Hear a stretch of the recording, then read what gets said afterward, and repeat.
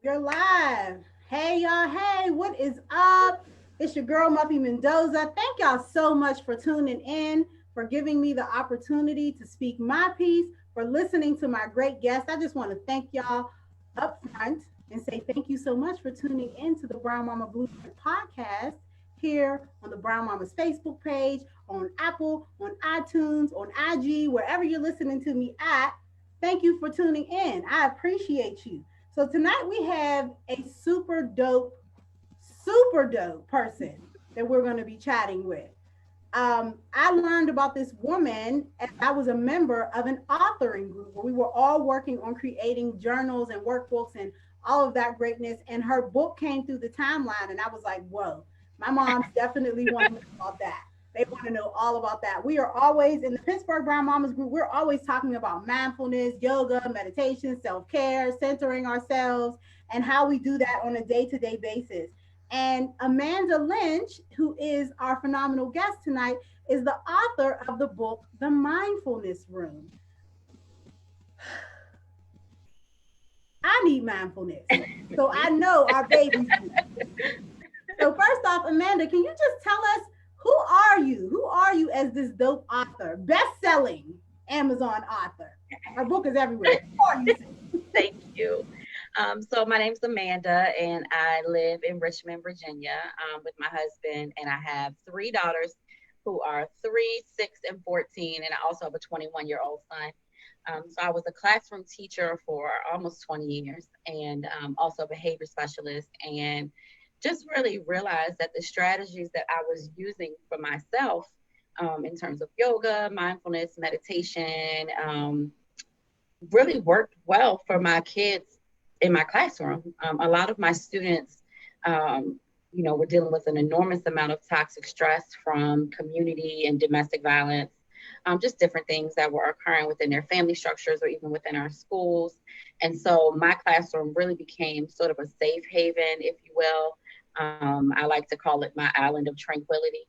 And so the things that I was doing worked well with my high school students, but it also worked equally as well with my Head Start and elementary school students. And so I began to do a lot of research about brain science, how our bodies and brains hold on to toxic stress, and to trauma, and really how those things can impact and inform our adult outcomes. And so I wrote a book last year, The Mindfulness Room, and then I wrote a follow up to that for younger kids because, like I said, I have a 3-year-old. And so that book is called Breathe, Baby, Breathe, but the strategies are all the same. And so within the book, there are 26 strategies that correspond with the alphabet, to help you to not only develop your practice as a family or with your child, but also for yourself.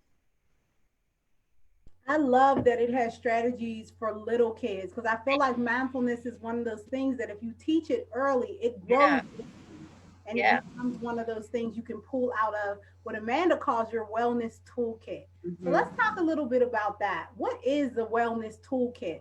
What are some of the things that kids can begin to do and parents can begin to implement at home that can really help infuse mindfulness into everyday life for kids?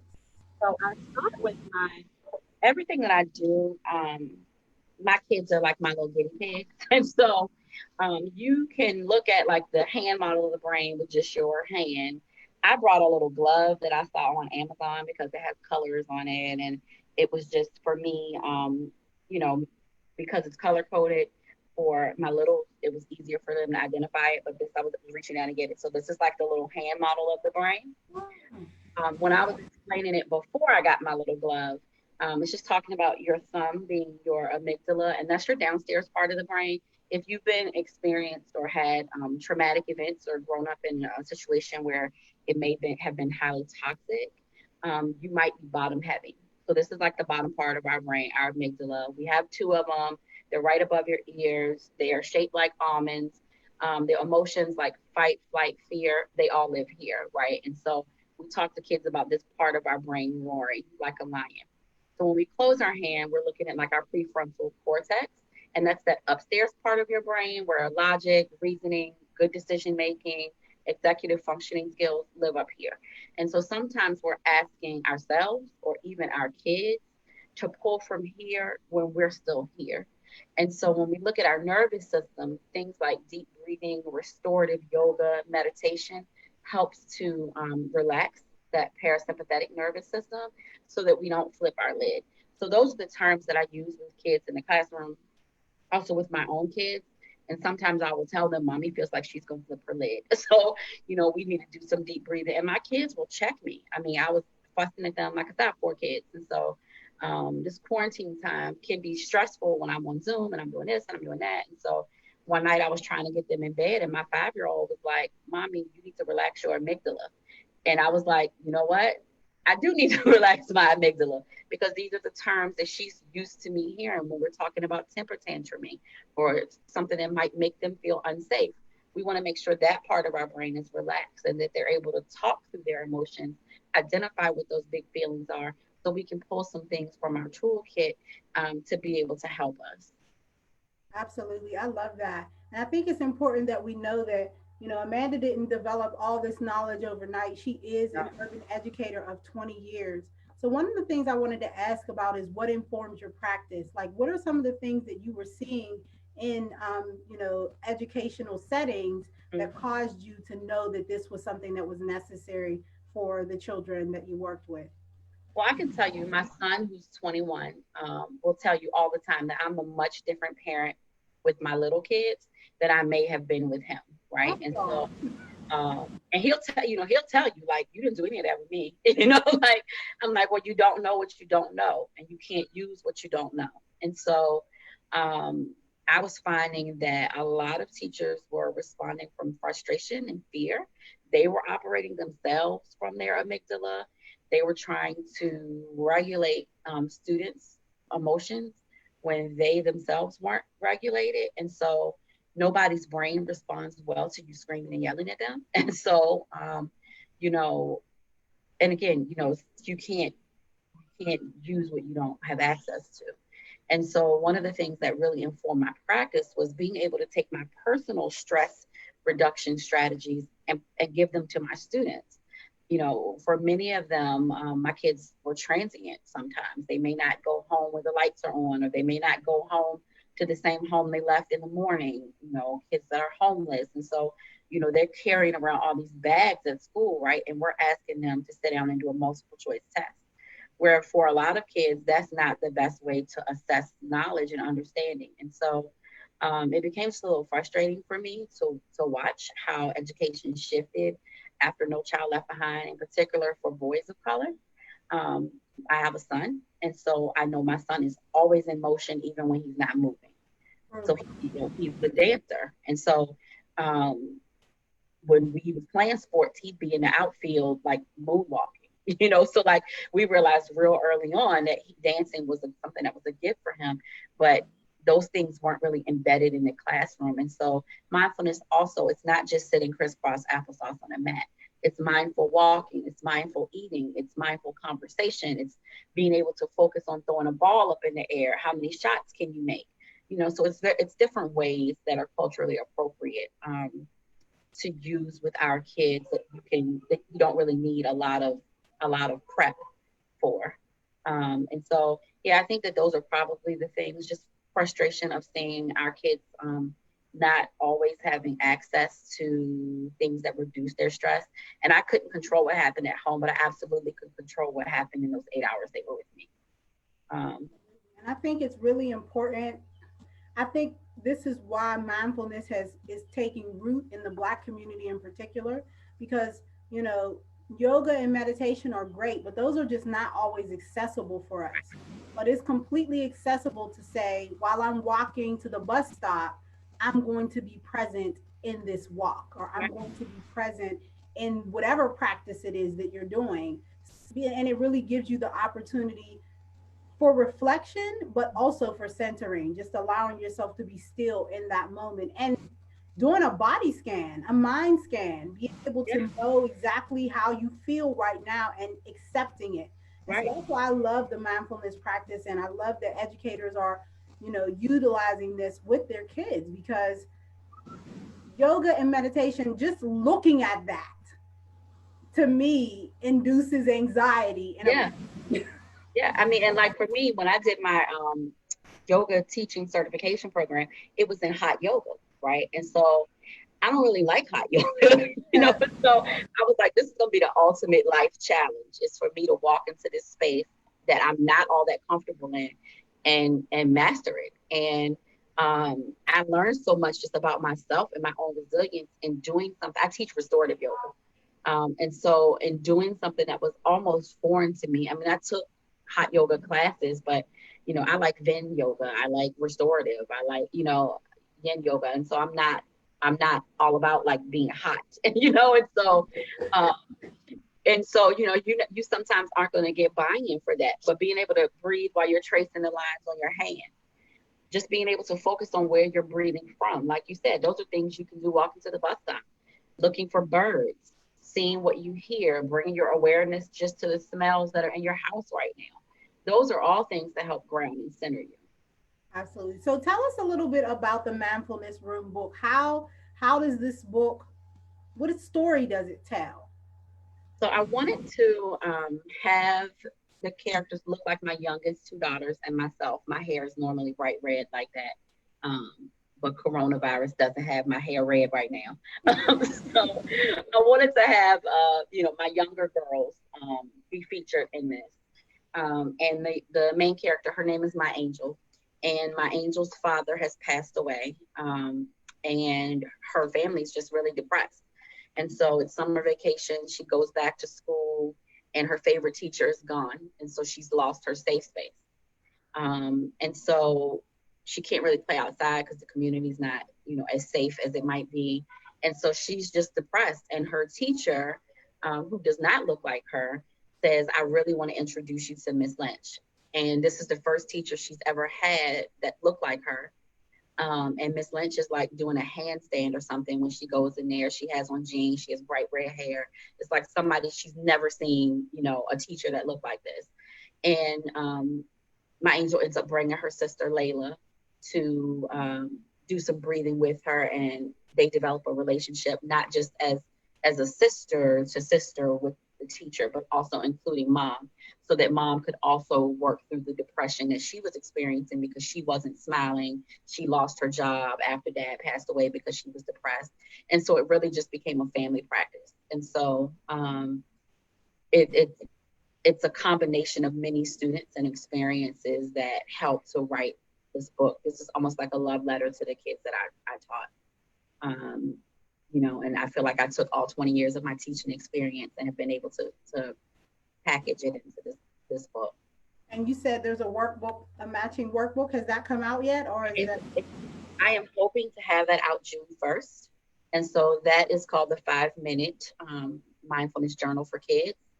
And so it's 100 pages. It's about 3 months, I would say, if your child did 1 page a day. It's designed to be a 90-day journal. Kids can do it independent of a parent, prefer to do it with a parent. But again, I know people are juggling lots of different things. And really, it's a lot of affirmations and breath work, identifying your feelings, questions like, tell me something that happened to you that frustrated you today, and what did you do about it? Or share 3 things that you're grateful for today. So some things that are like introspective as well, with having kids, really think about what happened during their day and then how did they handle it as well. Absolutely. And I know that myself, a lot of the African American homeschoolers here in the Pittsburgh region have been really talking to parents who are responding to COVID-19 and are Mhm. kind of feeling overwhelmed and feeling like, all of the schooling that's been required, distance learning, remote learning, is just very overwhelming, especially for parents who are working Absolutely. and who are still working or were working prior to this. Whether you're dealing with having to navigate schooling while working or having to navigate unemployment and lack of income while Absolutely. working. So I wanted to talk a little bit about mindfulness as curriculum, Hmm. mindfulness as what can you do? Because I think a lot of parents, they just need one win a day, Yeah. right? One win a day. I know for me, when I first started homeschooling, if I could just get one win every day, it completely changed the trajectory. What are some of the ways that parents can use mindfulness to get that one win every day with their kids? Well, one thing that I suggest is coming up with a list of things you want to do, right? But making the list so that it's not Amanda's gonna run a 5K today because I'm not, Yep. right? So not gonna do it. So, but I can walk to the mailbox. That's a win. So having a list of maybe even 10 things, and it doesn't have to be 10 things you're gonna do a day. It could be 10 things you want to try to do during the week. So on my list, it would be drinking 8 glasses of water a day. I don't do that every day, but I might do it on Wednesday. You know, unplugging from social media on Saturday for 3 hours. That's an easy win. And so plugging in some things like that that are also mindful and things that we probably should be doing. Anyhow, making sure you're building in breaks for yourself during the daytime, breaks with your kids and without. So with my oldest daughter, she's pretty self-directed. So her school went completely online, didn't miss a beat. She was, basically on a computer from like 8:30 to 1:30 every day. With my kindergartner, we had optional Zoom time, and that was just too much for me. So giving myself the grace and opportunity to just draw back from that when I needed to. If there were days where she could pop in to the Zoom call with her class, cool. But if there was a day where I had a meeting at 10 o'clock, then she was going to miss it, and just being okay with that. So being Yeah. flexible, setting boundaries where my kids are concerned. So sometimes I'm on Zoom calls where I can't have my child that's potty trained and walking behind me with no clothes on. And so, I bought a little sign that, for those important times, I can hang that on my door. And we had a whole little lesson about this. And so Yeah. even when I'm not on Zoom, teaching them that they have to knock so that when I am on Zoom, because I don't have a lock on my door. But now that I'm working from home, you guys can't always be in here. And so being able to set some boundaries and giving yourself grace, just being kind to yourself, offering yourself compassion. None of us asked for this situation. None of us invited our coworkers over into our homes and said, I want you to see what's going on here while I try to manage, like you with 3 boys and me with 3 girls. And so, just giving yourself the grace to know that if everything doesn't get done that you set out to do, it's okay. I lived for to-do lists and calendars and chaos of running here and running there. And I've just let all of those things go. I don't even set my alarm clock anymore. It's like when I wake up, it's When I okay. ain't tired no more. Right, right. And really like understanding that rest is a ministry. And so, if I got up at 9 today, unless I have a meeting that's early, there's no Yeah. need to have an alarm clock for that. And letting my kids sleep. We've also done a lot of play-based hands-on things like making bread, making doll babies out of felt, playing outside, exploring. So things that might not be traditional for, kindergarten, but they're going to be traditional for our homeschool experience for sure. And So it's so great that that's one of the things I'm loving. I'm just loving seeing Black women and Black children yeah, get to just be. Like, yeah, we have a whole garden. We got a raised garden bed donated, and my whole deck is full of plants. I mean, stuff I never. We have. I don't know how to garden. I'm like, oh my god, we have cucumbers. And so things that, like you said, that we can just be. absolutely. That's beautiful. That is beautiful. And just to let y'all know, next Wednesday we are going to have I can't remember, Brenea from Black Girls Garden is going to be interviewing with me at 12 o'clock next Wednesday. So that's going to be absolutely dope. I'm excited about that. Um, and I also wanted to talk about, so Amanda and I met in an authoring group. And y'all know I wrote the book, The Brown Mama Mindset, and it's done pretty good for itself. But Amanda, I'm like right here, and Amanda's like right here. So that's the question I wanted to ask you, because every Black woman wants to write a book, Right. period. We all got a book inside of us. So I wanted to Everybody. ask you about your experience. Like, I'm not going to ask you to give it, like, we don't want you to be our coach. We know we got the pay for that. That's number one. But I do want to know about your experience. Like, what made you put the pedal to the metal, and also, what do you think has made was the catalyst for your book becoming an Amazon bestseller? I think for me, my sister is my editor. She's a ghostwriter and an editor, like in her regular job. She has her own business. She's an author's coach, right? And so, and my brother-in-law, her husband, is a screenwriter. He's a professor at Morehouse. So every time for like 10 years, every time they would see me, they'd be like, "Where's your book? Where's your book?" And I'd be like, if they don't leave me alone, I have all these kids and bills and da da da da. It's time to write a book. And so, last spring, I just wrote it. I had initially designed it to be Wait like a minute, hold up. Did you say last spring? that's right. I literally was out walking doing a First of mindful all, I walk. didn't know you did it last spring. I Yes, didn't know you went from here to no, here. everywhere. God. Okay, go ahead, So sis. I'm literally out on a walk, and I felt like my angel came up to me and just started talking to me. And I went inside and wrote it up. Went to work, and I was like, let me ask my coworkers if this makes sense. And they were like, that's a really good idea. You should do that. And so I went on Upwork. I had several different illustrators send me like samples of what they thought my angel looked like because I wanted to know what they thought she looked like. And some were great, some not so much. Bonnie is Canadian. I really wanted to have an African American illustrator because I really like to support our community and everything that I do. But there was something about her vision of what my angel looked like. I had never sent her a picture of my daughter. She didn't know anything about me, where she looked exactly like my 6-year-old. And so we have just developed a relationship now off of Upwork that has been beautiful. And the reception that I have received from school systems, from book festivals, from the Library of Virginia, from the Arlington, Texas library system has just been phenomenal. And so I would say I started writing this book in May. It came out July 19th. I released the Breathe Baby Breathe book in January. I think I probably started working on that in October, November. I have a book coming out this summer about restorative practices, and then the journal that will be out, next week. But it's just been a whirlwind. I don't know if it's because it's a lot of school visits and talks and libraries that have been interested or what, but people really seem to resonate with the story. And I've had many adults. So, like in Breathe Baby Breathe, there's not a story, that's traumatic or about depression. It's about, a toddler that wants to flip her lid. It's a very easy read. So I was a little worried about how people would receive the mindfulness room with having a parent loss mentioned. But I've had parents even say, I didn't realize how I was holding on to the loss of my dad in elementary school, or the impact that your book would have on me when my kids lost their father, or their father was even deployed and absent for a time. And so I've had a lot of adults just reach out to me about how the book has, and people without kids, has resonated well with them. And so, yeah, I've set a goal to sell 25,000 books by this time next year.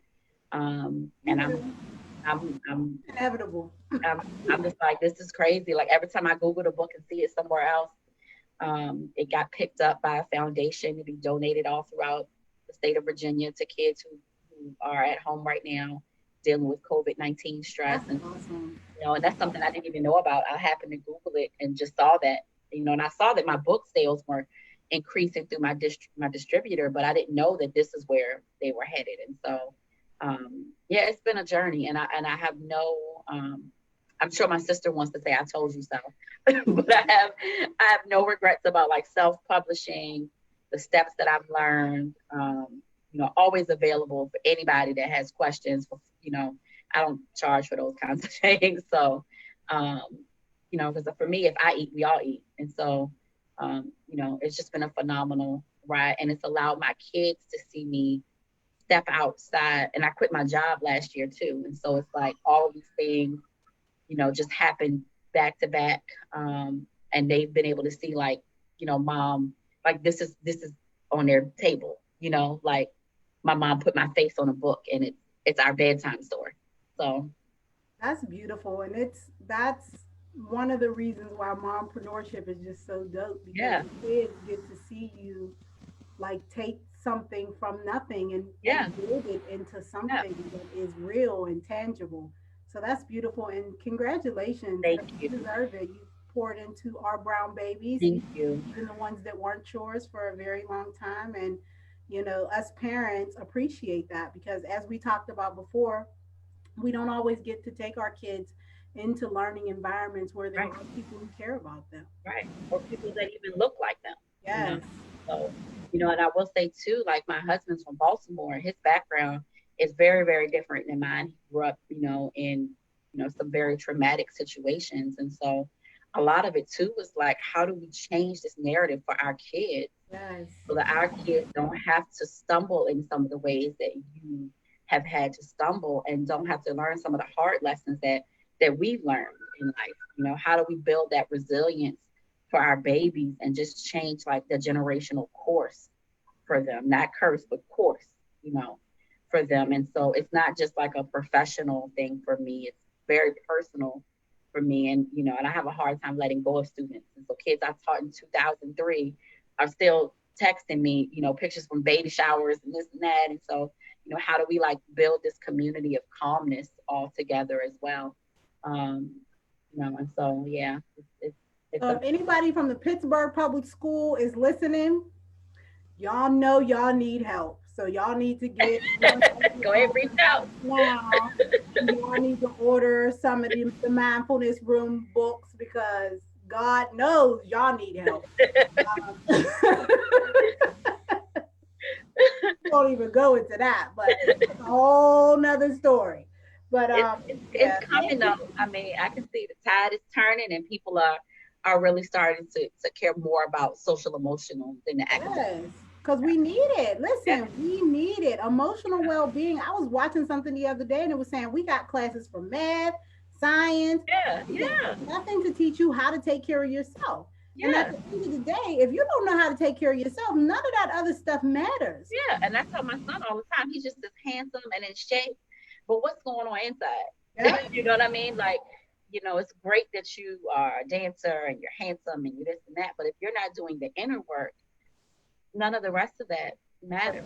You know. You ain't said nothing but a word because that is the honest to God truth. And it's interesting because I always like to say, because we're not centered as a society, we pile all this stuff on and then we make people wait until they 35, 40 to think Right, about who am I?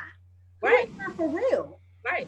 We need to stop that. But that's why I love the mindfulness room. I love this idea of teaching kids these skills early on because what it's going to do is it's going to be a catalyst for Right. them understanding that the material world it's not it's irrelevant if Yeah. spiritually, emotionally, intellectually it's Absolutely. not okay. Yeah. Yeah. So thank you so much, Amanda. Is there anything you want to say that we didn't get to go over? No, I think it's just been a blessing to be able to talk to you all tonight. I'm always available for questions and consultations, and for people to reach out. I'm pretty easy to find on social media, and I look forward to seeing you all again and continuing to elevate these practices so they become the norm in our community. Absolutely. Thank you so much, Amanda. And y'all can find the mindfulness room. I seen it on Amazon and I seen it Yeah. on Target. So I'm gonna let Yeah. you Either way, I'm gonna get my check. So so so it's on Amazon. If you don't prefer to shop there, Books a Million, Barnes and Noble, Target, Walmart, it's a little bit everywhere. So All right, that is awesome and dope. And we're just to let you know, you got people in Pittsburgh rooting for you.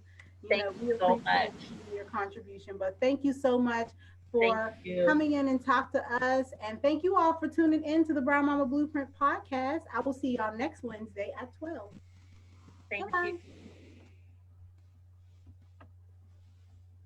All right. Thank you so much, sis. I really appreciate you Thank you so much, Muffy. taking I look out the forward to time. talking to you again.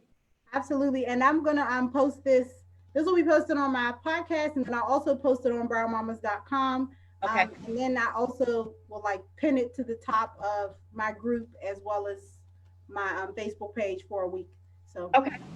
all right. Thank you so Thank much, you so much. Amanda. Take care. Good night. Take care.